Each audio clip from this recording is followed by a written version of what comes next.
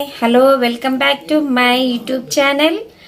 చూడండి, నేను ఇంట్లో మసాలానే వాడతాను. కర్రీస్లోకైనా, పలావ్లోకైనా, ఫాస్ట్ ఫుడ్లోకైనా అన్నిట్లోకి. చూడండి,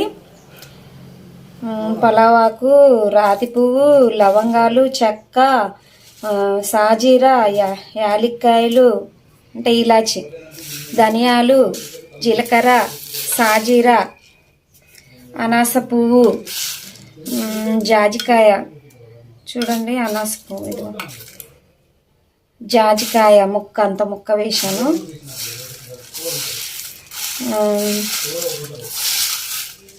చూడండి, దోసెడు ధనియాలు, పలావ్ దినుసులు అన్నీ వేసాను.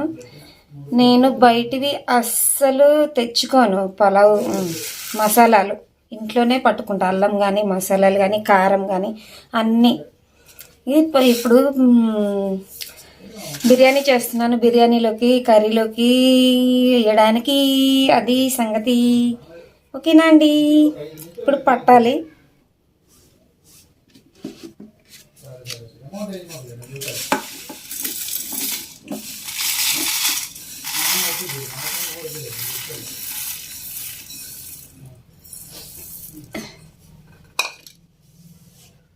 మెత్తగా గ్రైండ్ చేసుకుంటాను నేను.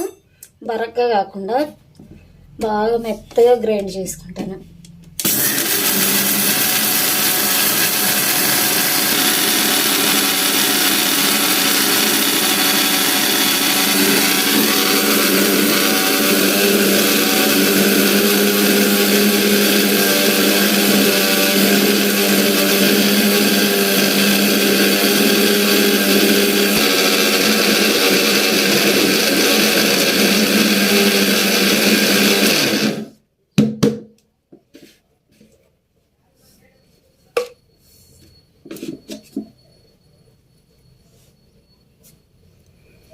చూడండి, ఇలా మెత్తగా గ్రైండ్ చేసుకొని బాక్స్లో స్టోర్ చేసుకుంటాను. నాకు చాలా రోజులు వస్తుంది. 20-25 డేస్ వస్తుంది. చూడండి, మసాలా బాక్స్ ఇది. నేను ఎప్పుడు ఈ బాక్స్లో స్టోర్ చేసుకుంటాను. ఈ పట్టిన పౌడర్ని ఇలా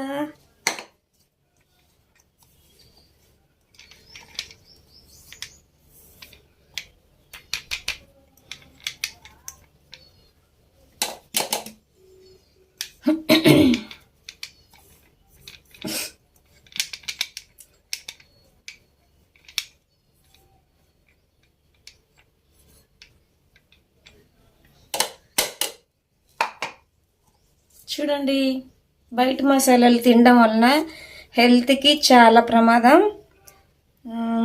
అంటే అన్ని మసాలాలు కాదు, కొన్ని మసాలాలు చూసి తీసుకోండి. ఎక్స్పైర్ అయిపోయినాయి వాడడం వల్ల కూడా హెల్త్ ప్రాబ్లం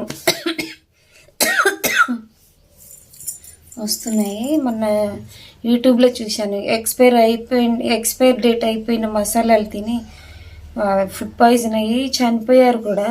యూట్యూబ్లో చూశాను నేను ఎప్పుడైనా కానీ ప్రతిసారి ఇలాగనే ఇంట్లోనే పడతాను.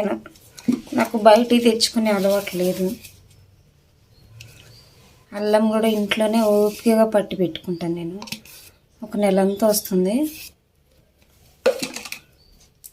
ఈ వీడియో నచ్చిన వాళ్ళు లైక్ చేయండి, షేర్ చేయండి, కామెంట్ చేయండి.